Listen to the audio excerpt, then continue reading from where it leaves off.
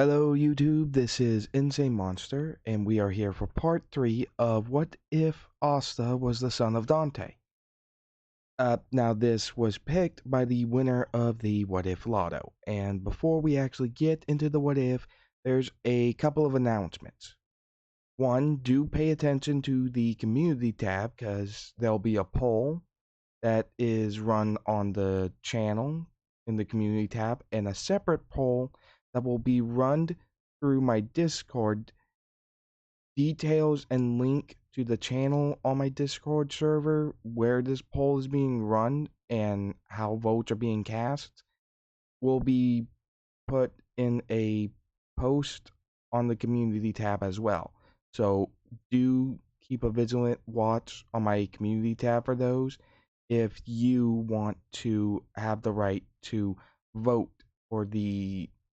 for what's coming. As for what you'll have to vote for, you'll have to see about that. And yeah, with that being said, let's get into this. But before the what if starts, hit it.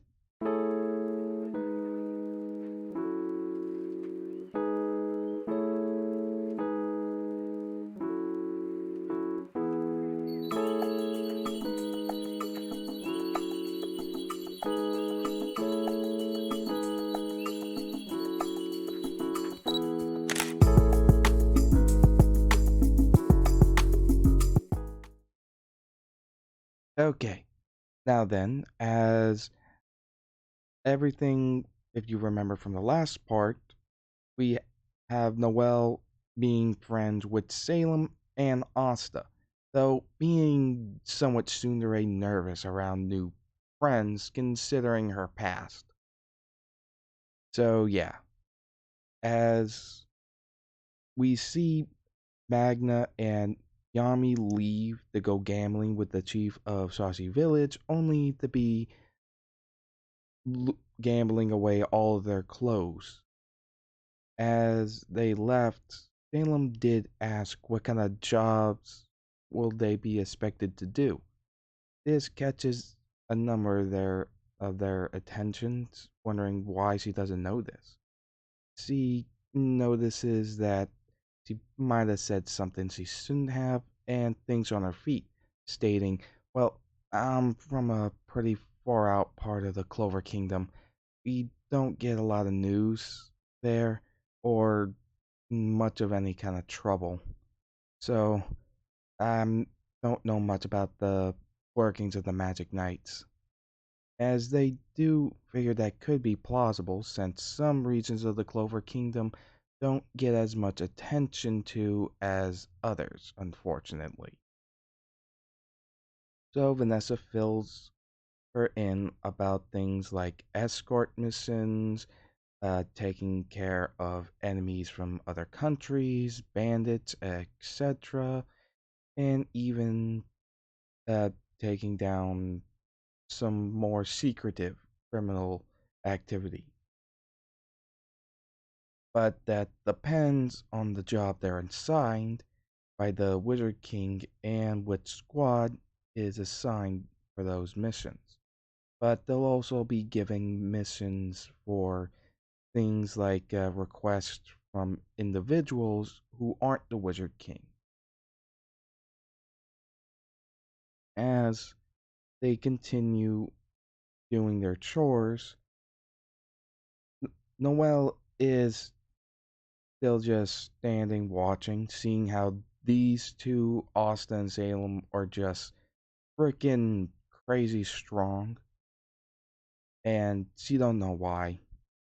She don't understand how freaking strong these two are and why they are.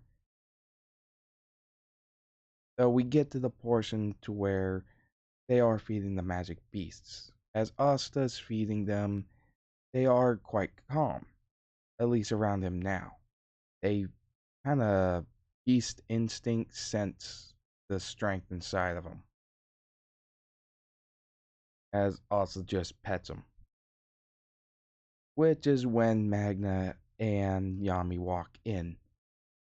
in their birthday suits, causing Noel and Salem to freak and look away. Asta's just looking at him, stating, "What happened to your pants?" With Yami stating, "I'll fill you in once I get some on." After getting dressed, they're filled in that they've been asked to take care of some wild boars that have been tearing up the uh, crops at Saussy Village. Asta doesn't really mind, Salem neither, but Noel's not that happy about it. Even less so when Magna shows off his crazy cyclone, having Noel think, oh dear God, that looks terrible. As uh, he does wonder about Asta getting a ride, since he doesn't have any magic. And he offers Salem a lift, but Salem said no. She doesn't want to ride it because it is pretty tacky, but she also can't use her wings without fully using her double trigger, which is problematic if people see it. So Asta brings out his double arm known as Cavalier, which is the motorcycle double arm. As Magna just sees this, he is in awe, thinking, this is the coolest thing I've ever seen. And I could take a closer look. Asta just smirks, stating, it's fine. Just be careful. You could say I have anti-magic arsenal, so the bike has anti-magic too. As Magna grabs the handle, he feels his mana being sucked out of him and pulls away, stating, whoa, that felt weird. But I guess that means normal people can't really ride this, huh? Asta scratched his head, saying, not really. With Salem stating, but I can ride it just fine. As Magna's like, man, I would have loved to ride that thing. As he just goes back to his crazy cyclone, having Noel sit down behind him so that they can lift off. With Asta getting on, sorry, Cavalier, with Salem hopping on the back, as he is just tearing up following Magna, impressing Magna that he can keep up with this weird thing that he just popped out of his grimoire on land. Which this thing, it is saying it can go off roading would probably be a severe understatement. But they do get to Saucy Village without incident. As they are cutting down the boars, Asta's like, these are not normal boars. With Magnus stating, well, yeah, they probably came from the nearby strong magic region. As he remarks that since they're in the Forbidden Zone, it's the closest to the strong magic region that is between their country, the Clover Kingdom, and the country on the other side of the ban of multiple strong magic region, the Spade Kingdom. And every now and then, some animals come out of there and they aren't normal. They get so infused with mana, they turn out like this, causing Salem to state, well, at least the village will have some food, as he takes Artemis the devil trick arm gun and just shoots one of the boars dead. As Asta stacks a pile of the boars onto his shoulder, and they begin walking over to the village.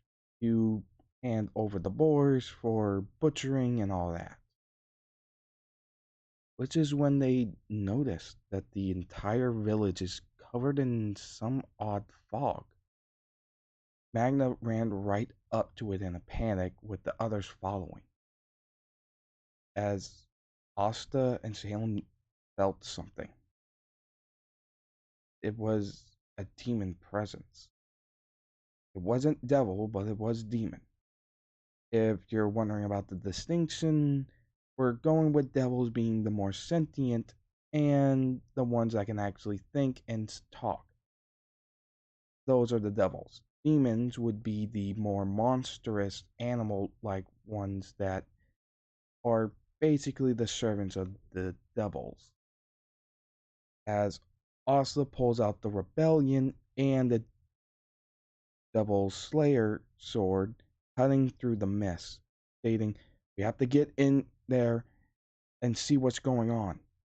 As Magna states, "All right, I'll guide you where to go." As Magna is guiding him where the center of the village is through this thick mist. Once they cut through, they see that all the villagers are in the center with a ton of ice spikes above their heads. Magna and Salem use their firepower to blow it all away, which causes the ice maids with the pocket watch some grief, stating, "How annoying. Looks like we're set back a bit." As he snaps his fingers, causing, unfortunately, some chaos demons to emerge, which, if you remember these guys, they're living, rolling saw blades, basically. And they are rapidly circling around the entire population of the village and Asta and his group. Asta takes out his pistols and begins firing, not only at the demons, but also at the ice spikes going at them, protecting the villagers, with Magda stating, "What the hell are these things? Some kind of gnarly looking beast?" They don't know anything about what these creatures are, but the they there are some weird things that could live in black clover, including things that could explain these things naturally living in their world. However, with this, they start to get overwhelmed as the spikes were getting very, very much faster in their uh, progression of speed and number of spikes being shot. Not to mention, the Chaos Demons were circling around them and closing the area in on them. As Asa was thinking, "Damn it, we can either fight the demons or we can completely go against the spikes. But the moment we choose one, we end up getting killed by the other." As he begins to wonder what he can do and if there's anything he has that could deal with this, his grimoire begins to flip open to a page with chain markings on it. As the chains visibly that are printed on the page look like they're just shattered. As a guitar just burst out, Costa grabs it and thinks, remembering what this was. He smirks, stating, "Oh, this is perfect." This being the devil arm. If I pronounce this wrong, I do apologize, but Navan. This is the lightning guitar that produces lightning bats that the user can control. Being infused with anti-magic, we now have anti-magic lightning bats. As Asta is now playing it, Noel's confused about what is he doing as bats just begin to emerge with this odd black lightning around them and begins to circle the entire population of the village and them protecting them from the ice swords. Once the ice swords hit the bats, they just dissipate, as well as the bats or bat that they hit.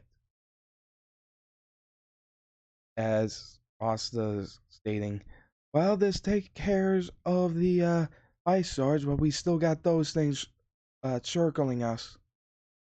With Magna stating, well, at least it helps. And don't stop playing because it is awesome for two reasons. One, it's helpful. Two, it just sounds awesome. And Magna is just loving Asta playing this thing as he begins to shoot fire at the chaoses, which does little damage considering they're hell demons. So, you know. As a little girl grabs onto Noelle, she asks if they were going to be okay, causing Noelle to develop the sea dragon's lair, with Noelle stating, you guys go ahead, I'll protect them. As Asta bursts out, he flips the side of the guitar, popping out its blade, making it look like a lightning guitar scythe. As he hacks and slashes at the chaoses, Salem jumps into this as well, using her fencing sword Sylph and the lightning sword Alistair, cutting away at the chaoses as well, with Magna going in, throwing fireballs to keep the mages busy. With a good number of the chaoses killed, they retreat to help out the mages, which Asta asked why are they doing this, which the guy with the pocket watch starts giving his speech about calling these animals and how they are so weak that they don't even deserve magic. As Asta is really not happy about what he's hearing and is getting pissed. He hears something in the back of his mind.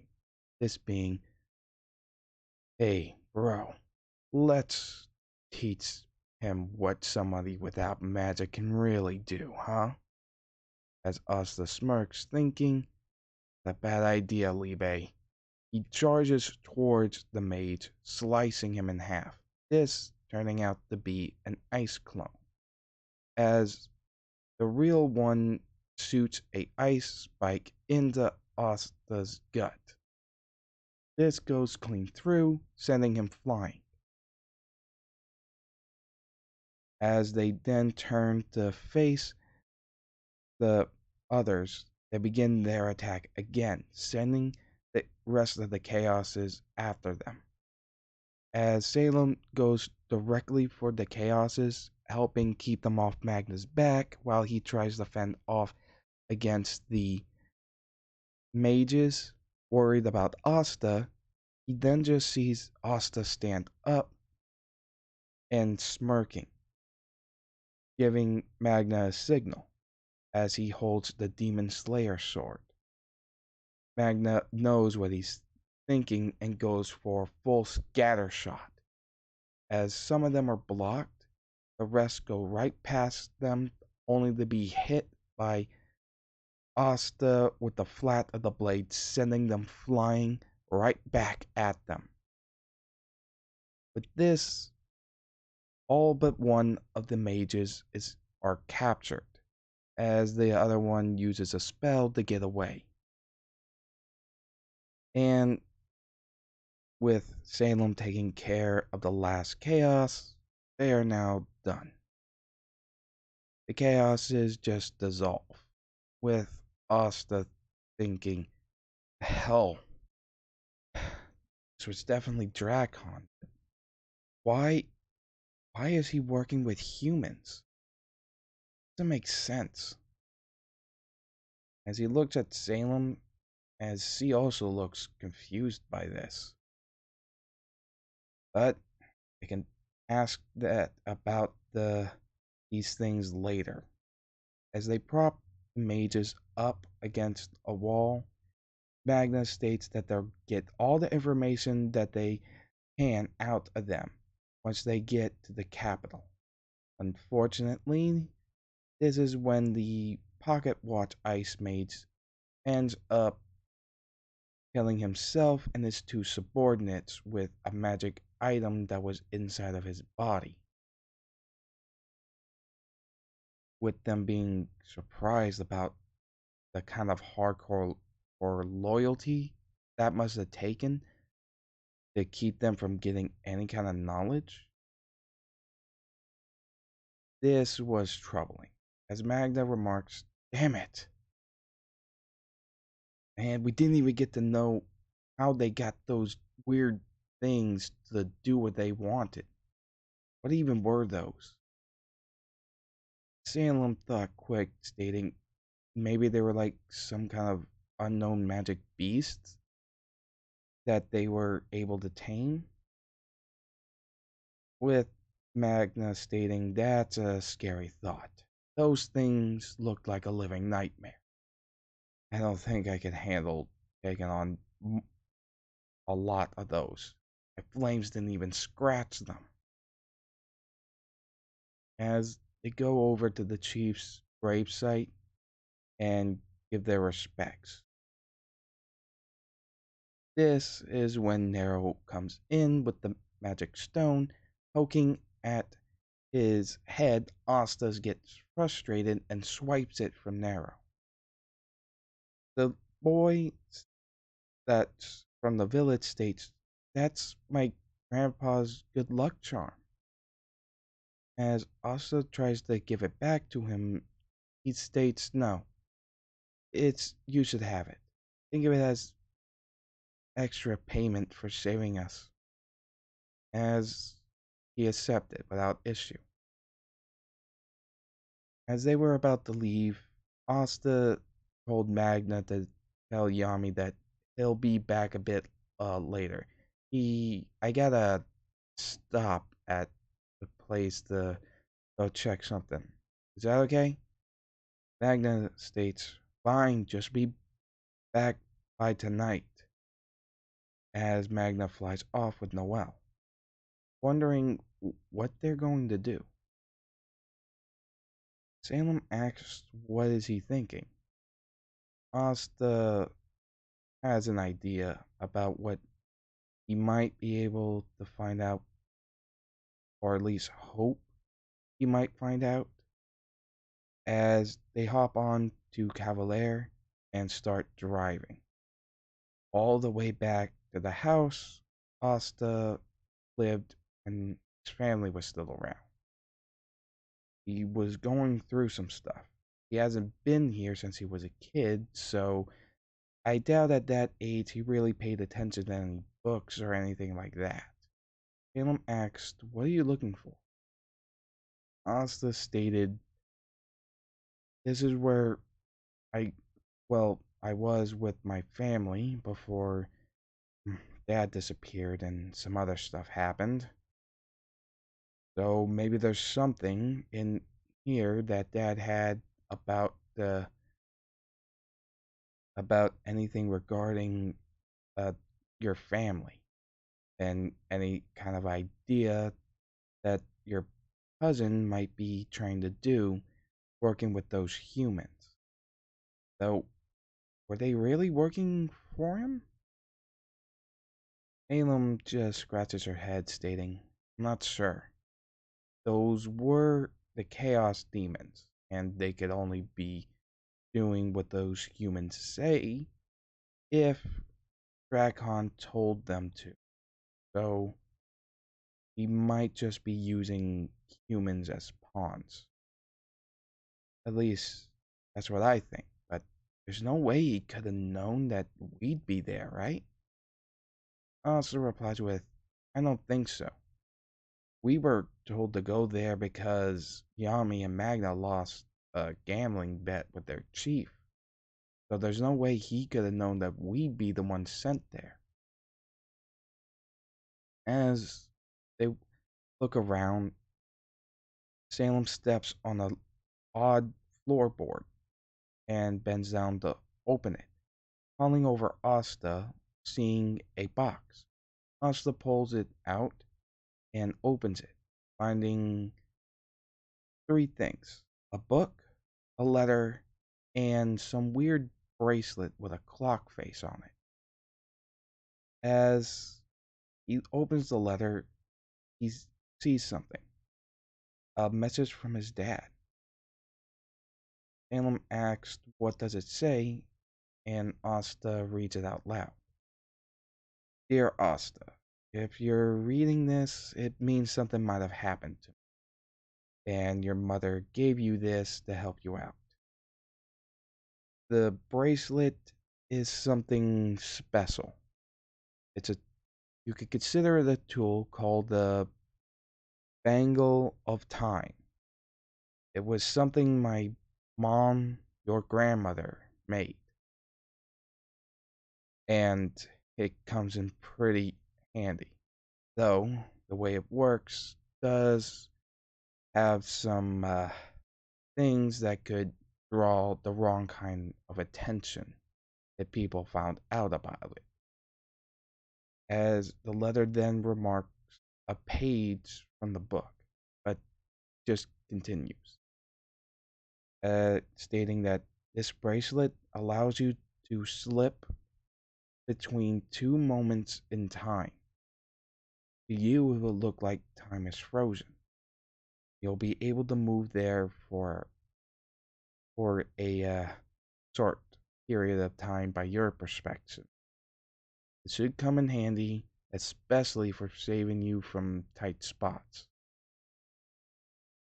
As he flips through the book, before he gets too far, he sees pictures, illustrations. This being the family portrait from his dad's family, with his grandfather, his grandmother. Flipping it again, he sees his friends. Well, his dad's friends. And even a guy with short white hair, a devil arm, like not the weapon, but the actual arm that looks like a devil arm. And a girl with long hair next to him. This being Nero and his girl. As he just flips through seeing their family portrait. Something that Dante apparently had uh, made discreetly with him, his dad, mom, and Libe in it. He just smirked. Galen looks at this, stating, that looks nice. As also states, yeah, I know. He continues flipping to the page that was on the letter, as it gives a diagram of what looks like a film reel. If you know what I'm talking about, it's that old time film that was used before DVDs and such and electric projectors to project movies onto a screen. And it points to a space in between two of the images.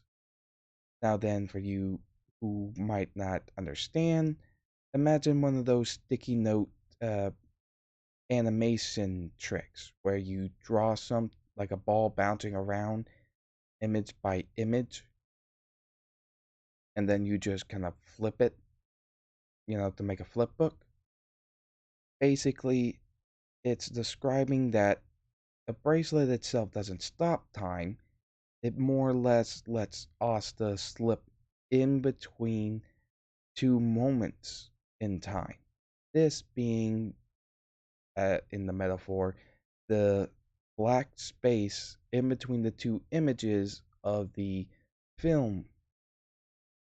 So, yeah, with that, Asta smirks as he clamps the bracelet onto his wrist, stating, this will definitely come in handy. As they get back onto the Cavalier, Salem asked if Asta was okay. Asta just smirked, stating, yeah, yeah. So, I wonder what my dad meant by grandma made this. Looking at the watch thing. As Salem stated, well, it makes sense. From what I know, your grandmother was something called a umber witch. Asta didn't know what that meant and asked for clarification on this, though he didn't use that word per se.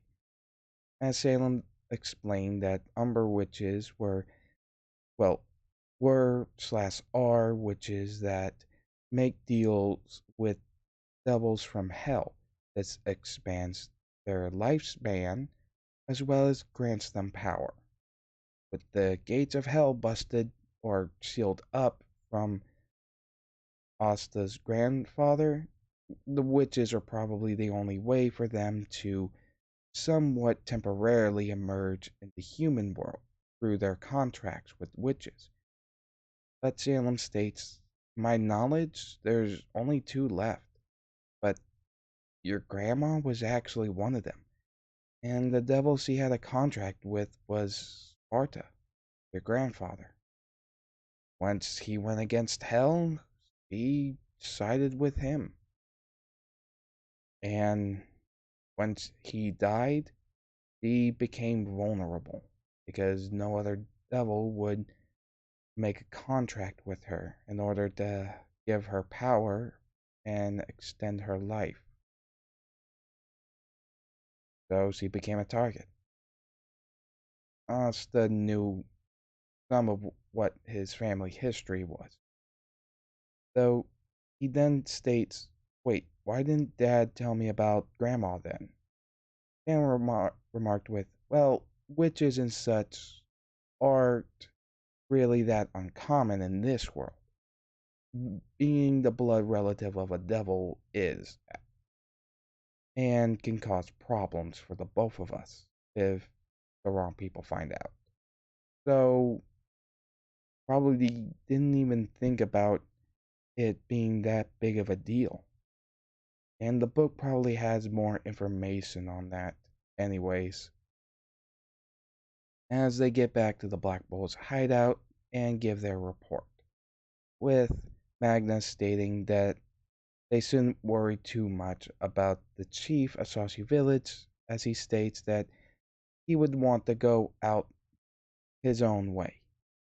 And he wasn't really one for regrets either, as Magna just smirks, with Yami telling them that they got a gold star, showing that they are drastically in the red when it comes to stars, with Asta thinking, that's pretty bad.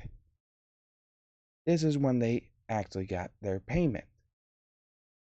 Obviously, Magna and Yami are going off the gambling of the way again, and Vanessa offers to bring Salem, Noel, and Asta to the black market to go shopping.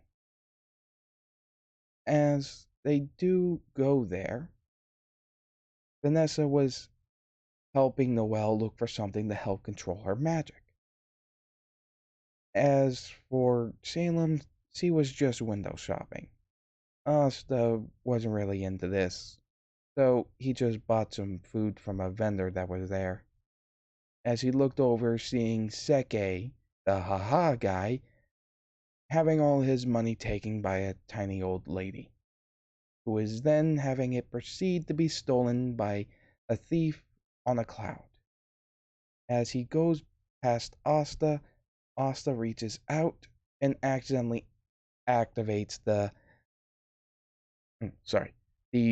Bangle of Time. And yes, if I'm butchering the name, I'm sorry, but That's the name it gave me when I researched this thing, as he saw everything just stop. He walked over to the bandit, grabbed the bag of money, and smacked the thief. Once time went back to normal, the thief was now partially embedded into the wall, and Asta walked over to return the old woman's money, with Vanessa stating, "That was incredible. How'd you do that so fast?" Asta just scratched his head nervously.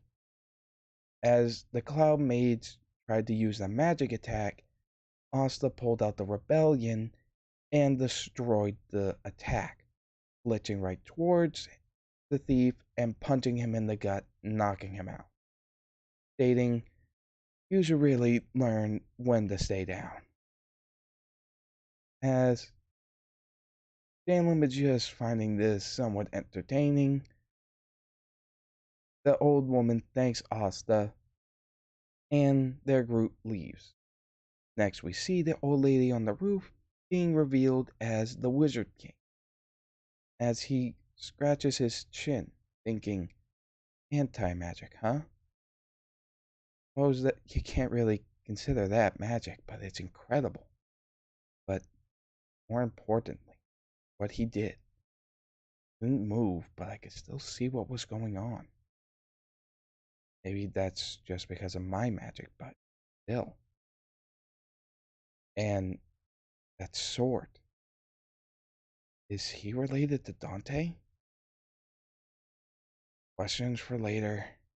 But I'm now pretty interested in this group, with him just smirking until Marx finds him with his magic window, griping at Julius for skipping out of his work to go around the capital looking for people with interesting magic, with Julius just laughing nervously. With this, we'll be ending it on this part of the what if here. So, yes, please remember to keep close attention to the community tab of my channel. Do hope you liked. Please remember to like, comment, and subscribe. Hit that notification bell, and I'll see you later.